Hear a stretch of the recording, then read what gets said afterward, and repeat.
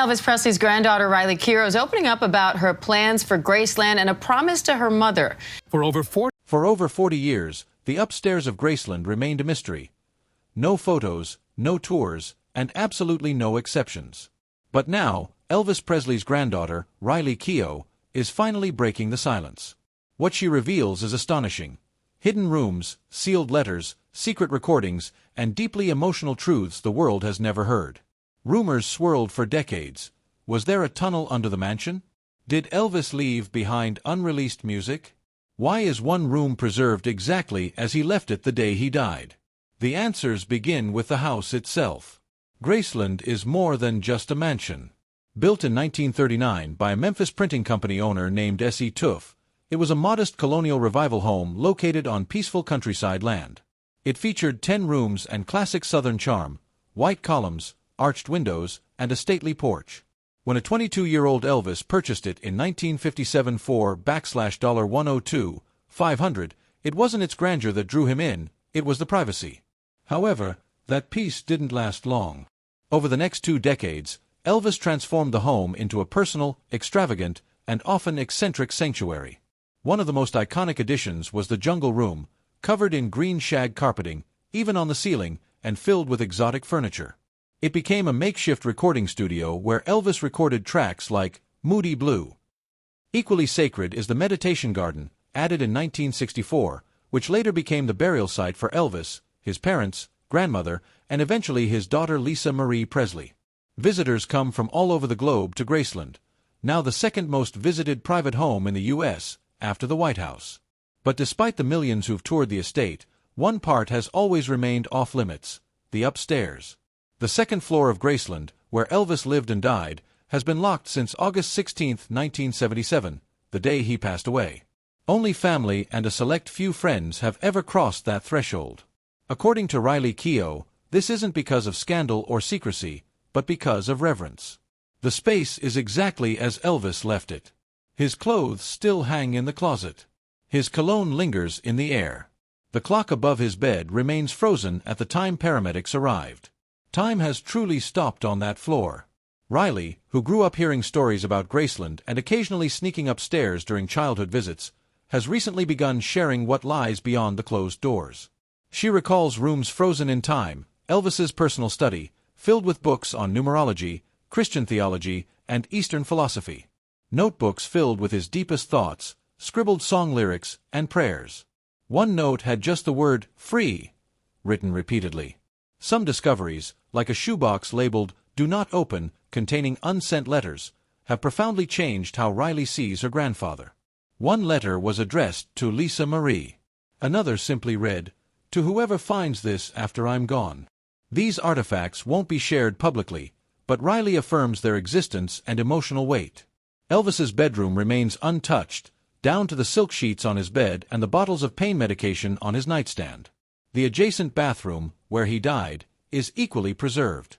Riley will not speak in detail about the space out of respect, but she confirms that even the towels haven't been changed. To the Presley family, the bathroom, like the bedroom, was a place of retreat, not just tragedy. It was where Elvis read, meditated, and sought solace. One of the most remarkable revelations is a room never before mentioned in any official Graceland documents, what Riley calls the quiet room. Tucked at the end of the upstairs hallway, it was a meditation space Elvis designed for reflection and prayer. With soft lighting, cushions, and the hum of an old sound machine, it was his sanctuary. There are no photographs, no fan accounts. Until now, the world didn't even know it existed. Riley Keough's decision to reveal these secrets isn't about spectacle, it's about understanding. The upstairs of Graceland isn't just a locked space. It's the most personal part of Elvis's story, a silent floor where he wrestled with fame, faith, and loneliness. These rooms weren't staged for public view. They were lived in, cried in, and sacred to a man who remains one of the most iconic figures in music history. By sharing these glimpses, Riley invites us to see Elvis not just as a legend, but as a deeply human soul. He was a man constantly searching for peace in a world that wouldn't stop looking at him. So why has Riley Keough decided to talk about it now? For years, she says, the upstairs of Graceland remained silent out of necessity. Her mother, Lisa Marie Presley, had a deeply protective relationship with that part of the house. It was too painful, too sacred, too unresolved. But after Lisa Marie's passing, Riley found herself in a new role, the owner of Graceland and the voice of a family legacy. She felt it was time to share parts of the story that had never been told, not for spectacle, but for understanding. Not to exploit, but to connect.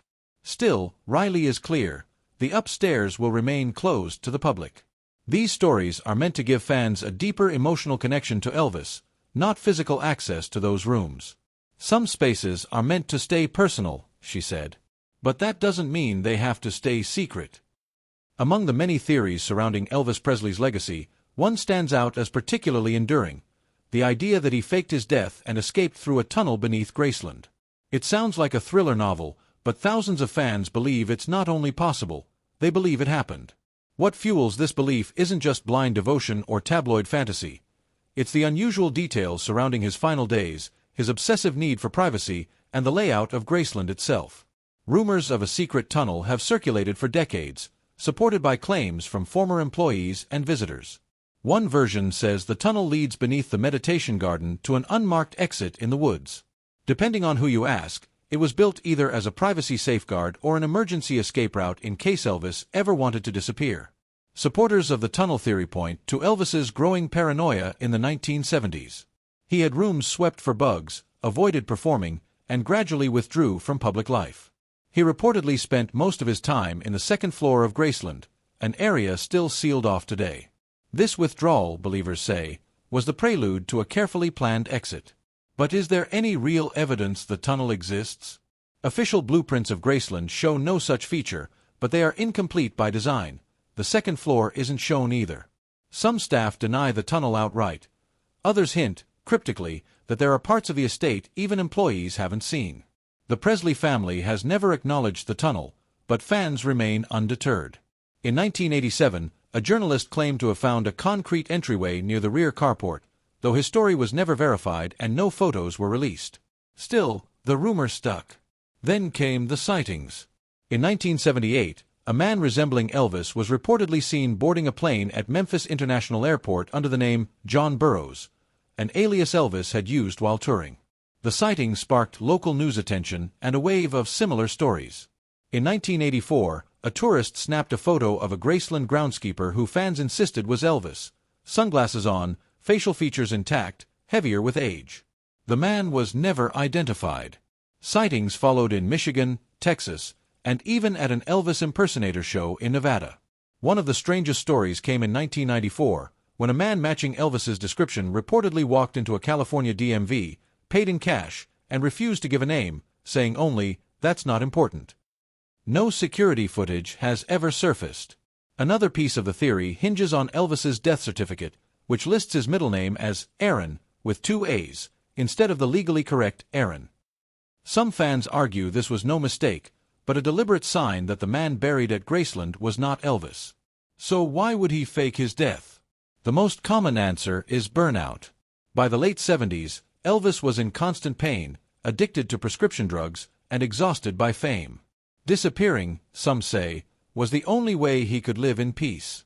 Supporters argue that with his money, connections, and private estate, Elvis could have pulled it off, especially if there was a secret tunnel to help him vanish. Of course, no credible forensic evidence supports the theory. There's no DNA, no fingerprints, no confirmed communication. Elvis's autopsy was performed, his body viewed by family, and his funeral was public. The sightings are based on grainy photos and second-hand anecdotes, and many of the witnesses have since recanted. Yet the theory endures, largely because so little of Elvis's final months were seen by the public. He hadn't been photographed in months, and he was living almost entirely in Graceland's sealed-off upstairs. That vacuum invites speculation, and speculation turns into stories. The idea that the king of rock and roll might have chosen to leave the stage on his own terms. Riley Keough doesn't try to address every rumor. She understands that part of Elvis's staying power is the mystery. Her role, as she sees it, is not to explain him but to protect what mattered to him, whether that's guarding the emotional legacy or keeping parts of Graceland private. Maybe there is no tunnel. Maybe there never was. Maybe the sightings were just coincidences and the gravestone typo a simple correction. Or maybe, For a man who lived his life in the spotlight, hiding a piece of himself was the most rebellious act he could manage. Adding yet another twist to the Elvis mythology is the secret heir theory. What if the Presley family tree isn't complete? For decades, rumors have circulated that Elvis fathered children beyond Lisa Marie, children whose identities were hidden or denied. Some alleged heirs have come forward with supposed proof: DNA samples, birth certificates, even photographs showing striking resemblances. A few have filed lawsuits hoping to claim a share of the Presley estate. While most of these claims have been dismissed or ignored, their persistence adds complexity to an already tangled legacy. Today, the Presley estate is worth hundreds of millions and is protected by intricate legal structures. After Elvis's death in 1977, Graceland passed to Lisa Marie, and after her death in 2023, it transferred to her daughter, Riley Keough. That transition sparked a legal dispute with Priscilla Presley, who challenged a 2016 amendment to the trust. Though the case was settled privately, it underscored the fiercely contested nature of the Presley legacy. It's not just emotional ground, it's a financial empire. Over the years, at least a dozen people have claimed to be Elvis's biological children. While many surfaced in tabloids, some reached courtrooms. One man sought a court order to exhume Elvis's body for DNA testing, a request that was denied. Another woman submitted a hair sample from an auctioned lock of Elvis's hair to prove paternity. The estate rejected the evidence as unreliable. The Elvis Presley Trust, which manages not just property but licensing and image rights, has made it extremely difficult for any claim to succeed without airtight proof. Most supposed DNA evidence comes from questionable sources: fan memorabilia, third-party items, or poorly documented samples. Legally, most of these claims collapse before they can reach trial. Still, rumors persist. Some fans believe Elvis had secret relationships in the 1950s and 60s, possibly resulting in children whose identities were never made public. A few names crop up repeatedly in conspiracy forums and tabloid archives. Whether any of these claims are true remains unknown. But the fact that they won't go away speaks to something deeper: the public's ongoing fascination with the man behind the myth, and the belief that somewhere another chapter of his story is waiting to be uncovered. There have long been whispers of private calls, hush money, and confidential letters from Elvis, said to have surfaced years after his peak fame, though there has never been any public confirmation from the Presley family or close confidants regarding such relationships. Riley Keough has never directly addressed any of these alleged siblings, and neither did Lisa Marie, their silence only fueling further speculation. Whether this is a legal strategy to avoid legitimizing false claims or a way to protect a deeper personal truth remains unknown.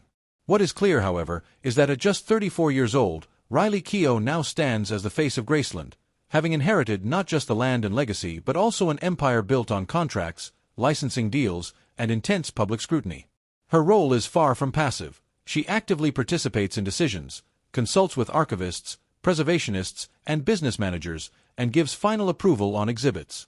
She is also leading digital preservation efforts to archive Elvis's handwritten notes, recordings, and photos with proper metadata and integrity. Beyond operations, she has assumed the critical responsibility of shaping the narrative around Elvis Presley, a complex figure who symbolized a deeply contradictory era of American culture. As both a blood relative and cultural gatekeeper, Riley must humanize an icon while maintaining his mystique, a task she navigates carefully. She sees Graceland not as a static museum but as a living space and supports educational partnerships that frame Elvis as a cultural case study, not merely a celebrity. Digitally, her team is archiving Elvis's work with curated precision, not for spectacle but for scholarship. She has refused to commercialize Graceland's private areas, denying filming requests and rejecting reality TV offers, choosing instead to honor both the man and the myth. Should a legitimate secret heir ever surface, Riley would likely be the one to decide what happens, underscoring the control she now holds over the Presley legacy.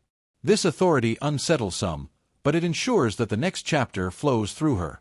Meanwhile, speculation also persists about lost Elvis recordings, rumored to be locked away in Graceland's sealed upper rooms. It's well documented that Elvis continued to record privately, even after retreating from the public eye, with his final studio sessions in the Jungle Room producing emotional, experimental tracks. While RCA released some of this material posthumously, others were reportedly incomplete or shelved. Bootleg tapes, some authentic and others forged, have muddied the waters further. The myth of lost recordings survives partly because of how tightly Elvis's archive remains guarded. Unlike other artists, his unreleased material hasn't been fully exposed. Riley has confirmed the upstairs rooms remain untouched, with archivists noting that many items, documents, tapes, and other materials have never been fully catalogued.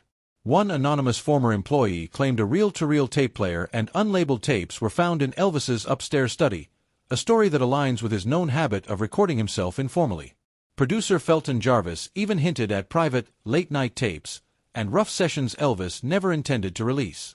Whether these recordings still exist is a mystery that persists, deepening the legend.